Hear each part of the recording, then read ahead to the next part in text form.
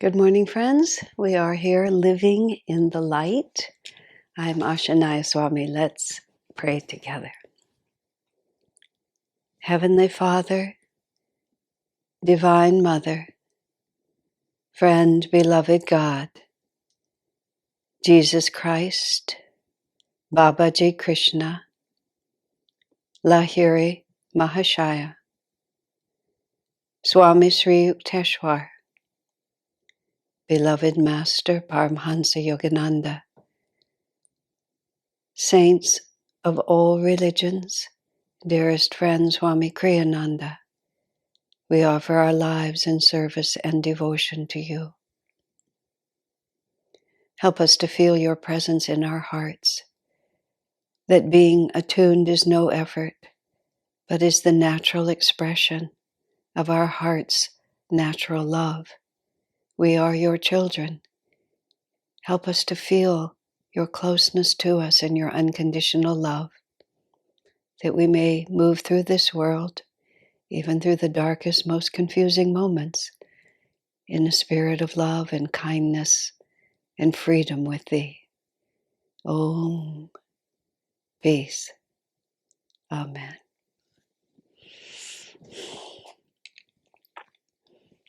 So, we are working with this little pamphlet called A New Dispensation, and I've managed to get a PDF of it, which is going to be somewhere where you can find it, so you'll also be able to read it if you don't have your own copy. Swami wrote this as what he felt was a very important revelation when it came to him, and I'm going to work with this, I think, by just reading sections of it. I thought there was a date on this. It's just sort of, it was written as a letter, and I thought that he just wrote, nope, there's just not a scrap. I'll have to find the date because I know it's somewhere. He wrote this out as a letter, and it says, I'll read a few paragraphs and then comment. The first part is really interesting. Dear friend, I have a discovery to share with you, something exciting, in fact, wonderful. It's a discovery I've come upon not in a sudden flash, but gradually with a growing sense of awe over a period of many years. I touched on this discovery in my book, The Path.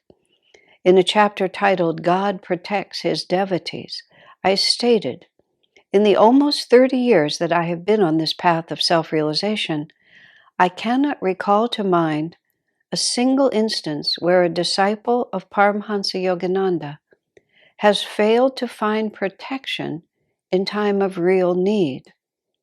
Considering the length of time involved and the thousands of disciples I have known during this period, this is quite an amazing record. My reference in that chapter, backed with example after example, was to protection in the face of danger. Well, over the 6 years since I wrote that book, so that would mean he finished the book in 77, so this would be 1983. Well, over the 6 years since I wrote that book, I've realized that my claim, startling though many a reader must have found it, barely scratched the surface. Much more than protection is involved.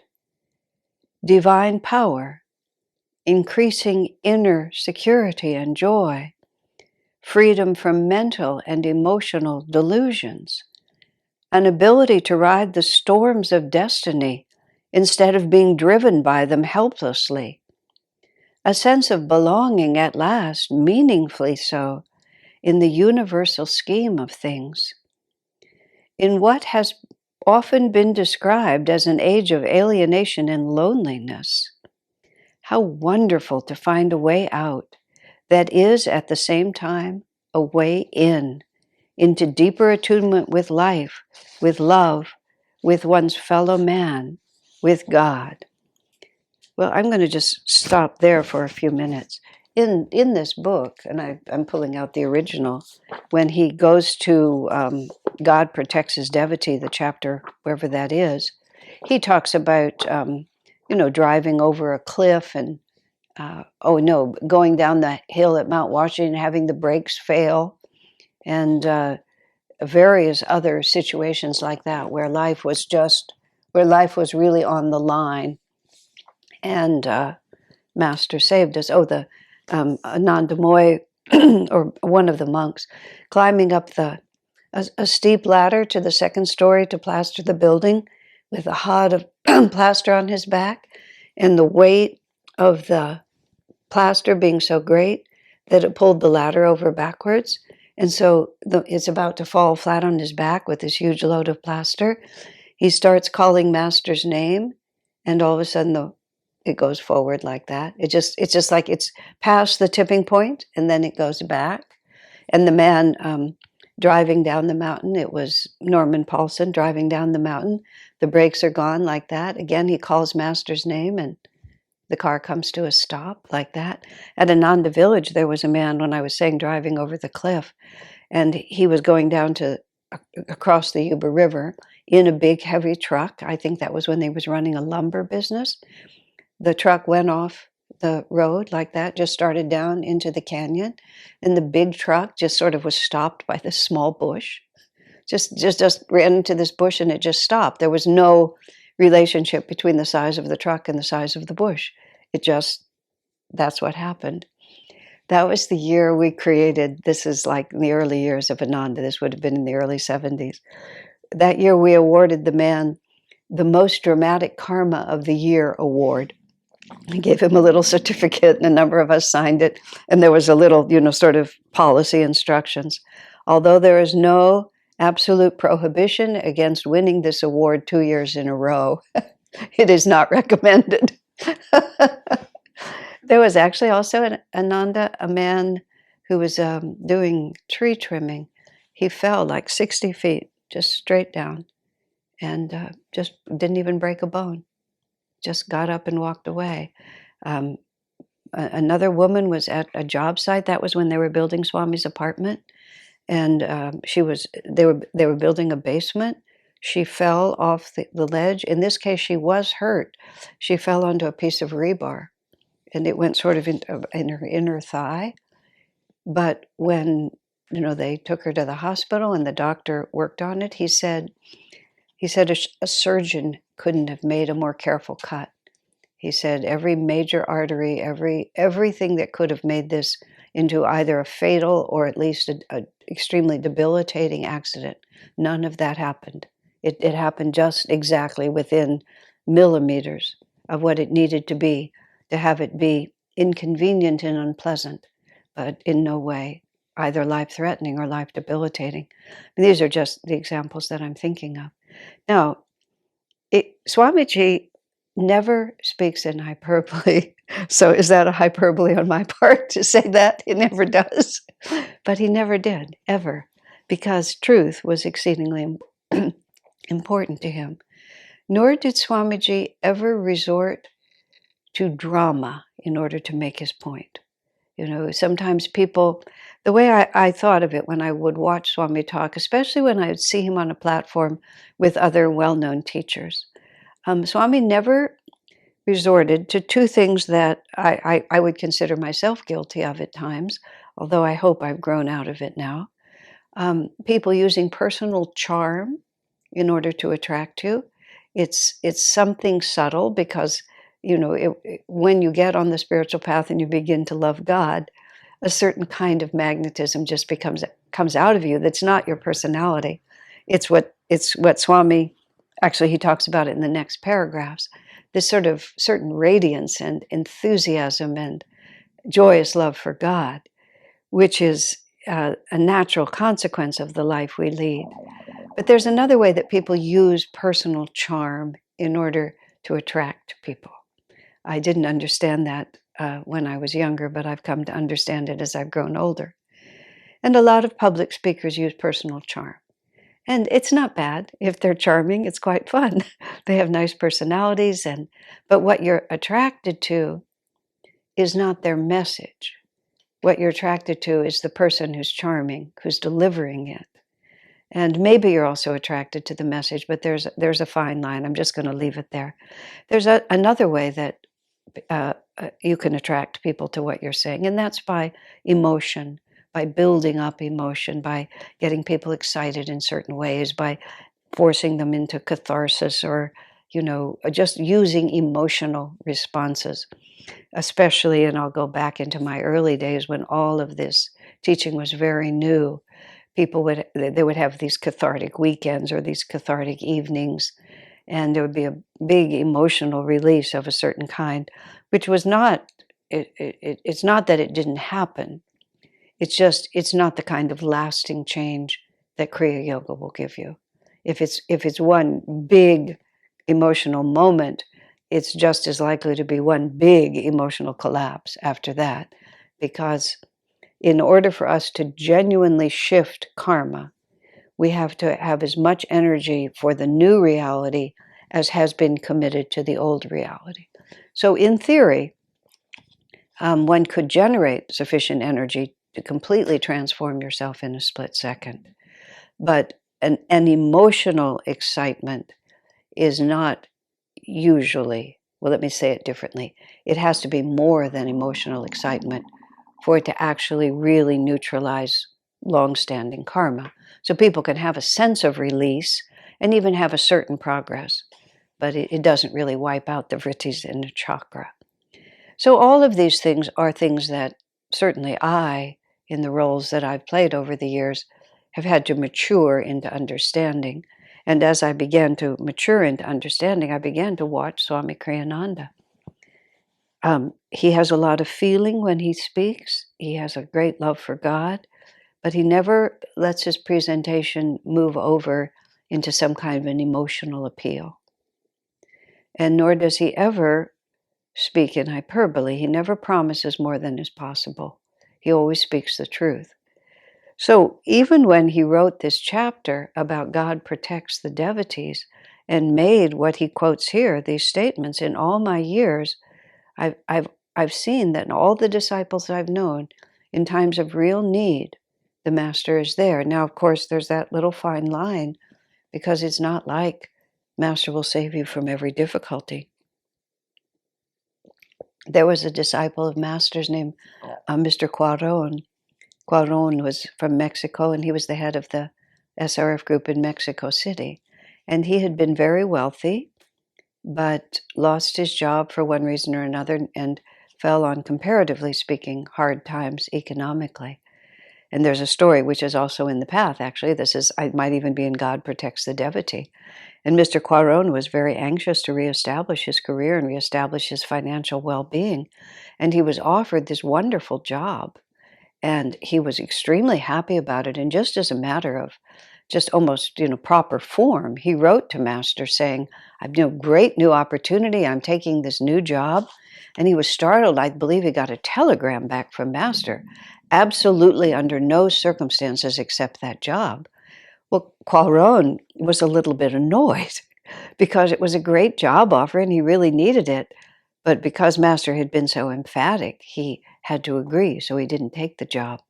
So the man who took it after him, it turned out that the company had done some very dishonest things, and the new man that was hired, all the guilty parties shifted the blame on him. And the new man was in very serious and got in terrible legal trouble, being completely innocent. But he had been hired by nefarious people who were setting him up to take the fall. And Cuaron was spared of that. Now, Swami adds about Mr. Cuaron. Mr. Cuaron never achieved the same level of wealth that he had had before, but he never lacked either. So it's not as if what Swamiji is saying here is that Master will fulfill all our desires in the way we want them fulfilled, but there is a level of protection.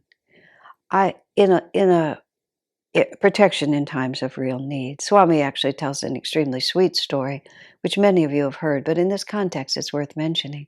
Goswami had his own miracle of having his life saved when he was in India around 1960. He was there for 4 years, from 58 to 1962. And he said at one of the times he was setting up for a satsang, and he was setting up a microphone, and in some way he had both his hands on the metal wire, and there was some kind of a short in the system. I don't have the details straight, but an electric current, which was a 220 current, what went through his body because he was holding on like this. And he said, that kind of current causes your muscles to contract. So he wasn't able to let go because his muscles contracted because of the electricity. And it would have been fatal. But in that very second, the fuse blew. And so he had the jolt, but he didn't have the death experience. He said he had a heart murmur. He's not sure if it actually was created by that or not, but he felt there was some lasting effect of it, but his life was spared. So Swami tells that story as his own example. And then he tells another story about having a lingering desire for some Swiss chocolate, which is something he'd enjoyed as a child. And he tells the whole story of, just never remembering to write to his parents to ask for it. It would have been very easy. And his birthday was coming around, and he thought, oh, it would be so nice to have had some chocolate for my birthday. Swamiji was very interesting. He paid attention to many little things in life. You think that a yogi just disregards everything. But Swamiji enjoyed the flow of life. He didn't stand outside of it. He entered into it completely. Perhaps it was partly because he was the leader of a community. Now, let me really say this out honestly. I was going to say it's because he'd been a king.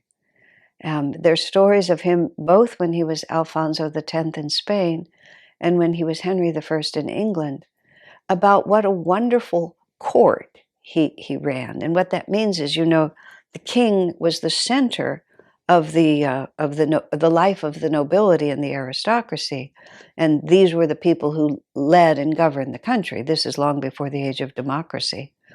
So his influence on all those people was going to be the influence that would spread out and define the country.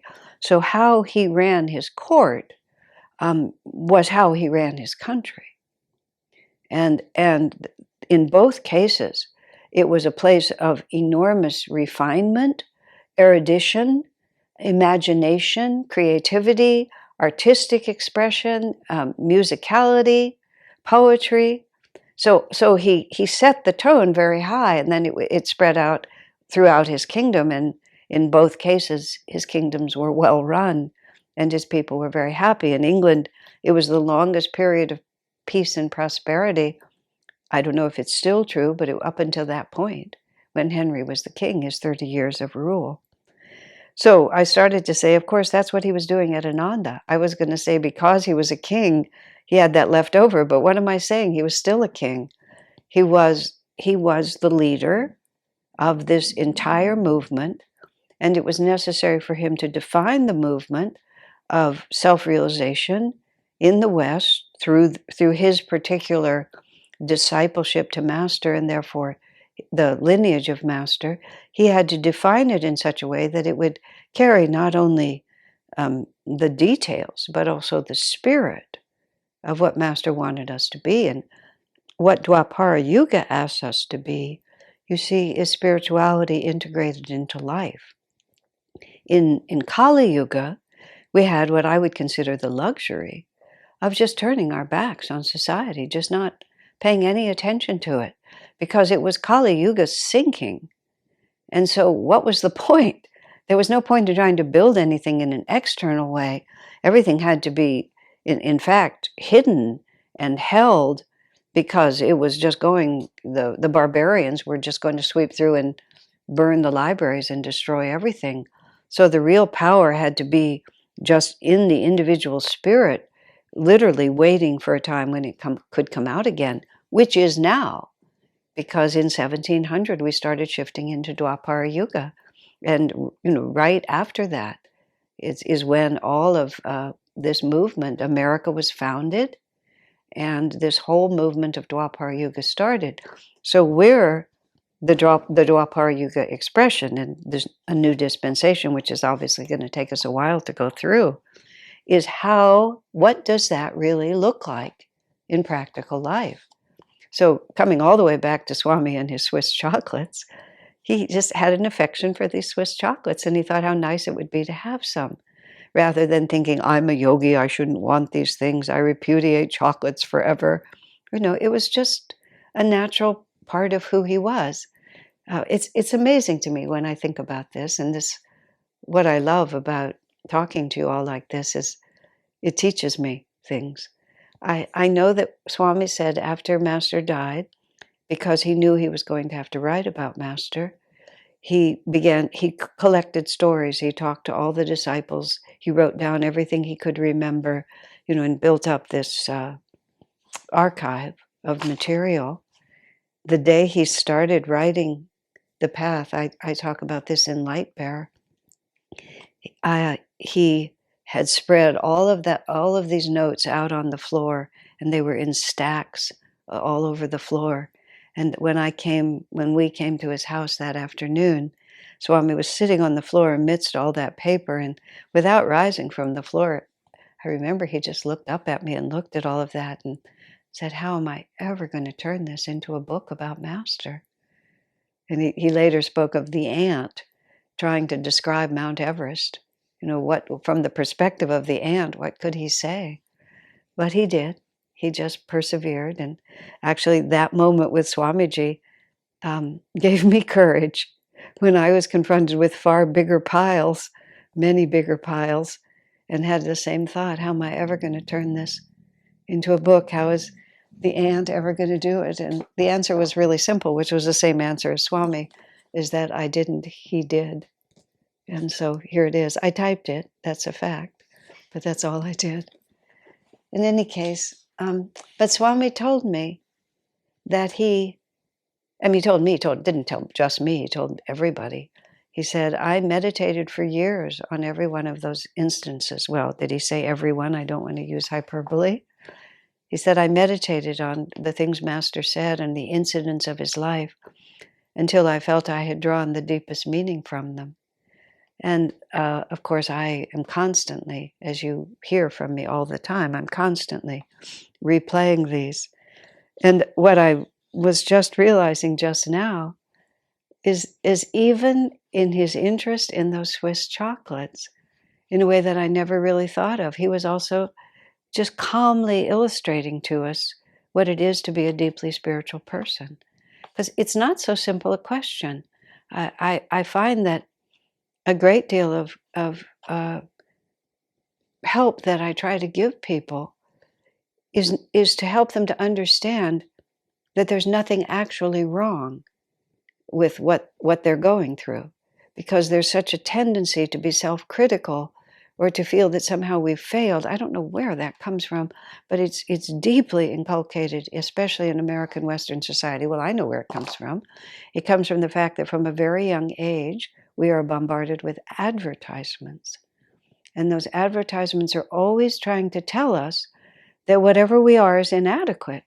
Because if it was adequate, we wouldn't buy their products. It's just as simple as that. We buy it because a desire is awakened and we think we need something. I heard this as a true story. I read it somewhere as a true story. That when some American, I believe it was an American fruit company, was setting up operations south of the border. I believe it was Mexico. Forgive me if any of these are wrong. But it was a country that wasn't that aggressive materialistically. They were into the quality of life. And this American company was trying to set up factories and plantations or whatever it was.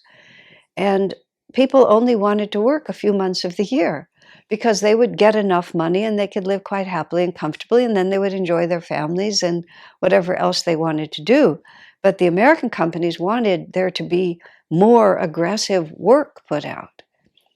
So what they did is they started sending and this is the way the story was told, to the women, the mail order catalogs from Sears. And then the women would turn the pages and see things that they wanted. But in order to get them, they had to work more to get more money. Now, is this an apocryphal tale or is this a true tale? I remember it being told to me as a true story. Whether it was Mexico, whether it was some other country, I really don't know. But that was how the story was told, because if I don't need anything, I don't need to work so hard to get money. But if I want things, then I have to work to get them. And from a very young age, oh, that's a cute dress. That's a pretty hat. Oh, this would be something nicer to eat than I've had. Look at this marvelous appliance. My house is too small. I need to redo the pictures. It just goes on and on. We're always restless.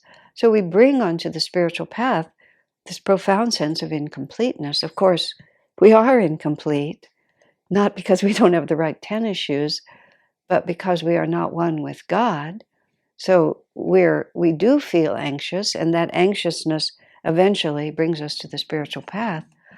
But then there's two things that I want to say before I finish here. One is, as I was saying, very often we're not failing. We're not being punished. This is what the spiritual path is, that our limitations are exposed, and then we have to put out more energy to, in the right direction than we have put out through many incarnations in the wrong direction.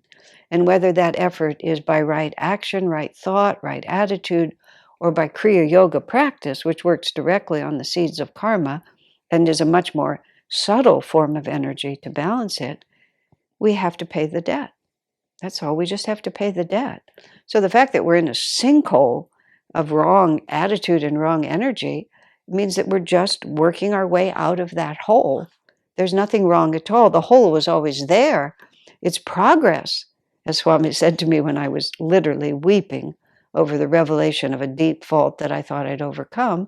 Well, he said, at least you know you have more work to do. He said, you weren't putting out any energy to overcome it, and now you know that you have to.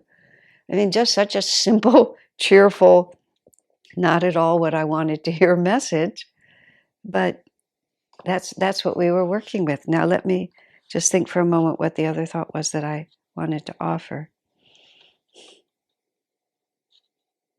Well, it's gone for the moment, but we're just coming back to finish the thought about the chocolate. And then so the story is that Swami never thought to remember, but that one of the members in his congregation, and this is SRF, a church member, just saw these Swiss chocolates for sale in a store at a time when chocolate was not really being imported from Switzerland to America. So it was a rare thing. She saw it. She just felt she should buy it for him. She had no idea he'd gone to school in Switzerland, that he had an affection for chocolate. I don't think she even knew it was his birthday. But on his birthday, he receives this. And Swami remarks, he said, it's understandable that Divine Mother would save my life.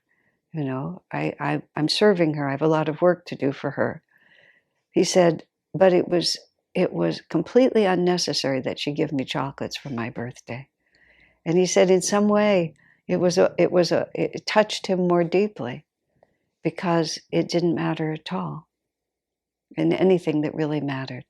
Now, there's so many parts of that that are so dear, but the part I was realizing, where I was starting to say, Swamiji was showing us that we don't have to stop being ourselves in order to be deeply devoted disciples of Master. We can just bring to our discipleship everything that we already are, including an affection for chocolate.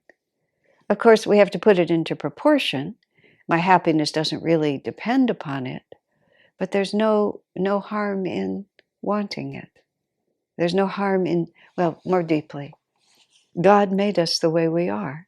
He gave us the experiences the way we are. It's rude to our Divine Mother to always think that she made a mistake with me. And there's these many different little clever sayings that people have. I'm God's child and God doesn't make junk.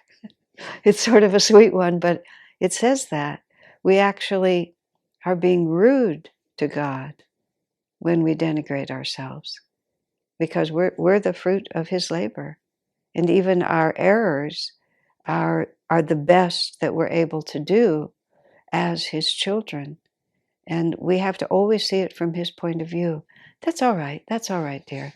I know you're messing up now, but you'll get it straight. I mean, that's how a loving mother deals with her child. Sometimes, some consequences are required. Yes, you did that. That was not good. You're not going to be able to go out this whole week because you weren't truthful with me. Consequences are required. But love never stops, and our inherent goodness never ceases. And Master's responding to this with extraordinary um, expansion of the divine aura that surrounds us.